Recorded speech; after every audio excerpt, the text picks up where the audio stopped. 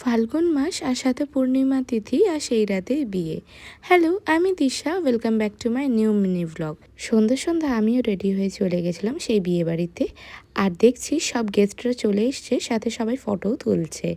আর এখানে বর বিয়েতে বসে পড়েছে আর কনের আশীর্বাদ পর্ব চলছে। বিয়েটা হচ্ছে আমার পাশের বাড়ির এক পিসির মেয়ের। আর সেখানে গিয়ে খাওয়া দাওয়া করবো না তা কখনো হয়? ফার্স্টেই স্টলে গিয়ে ফুচকা, বেবিকর্ন আর সাথে কাবাব খেয়ে নিয়েছিলাম। আর তারপর একটু তন্দুরি টি খেয়ে খানিকক্ষণ ঘোরাফেরা করলাম, অনেকজনের সাথে গল্প করলাম, দেখা করলাম।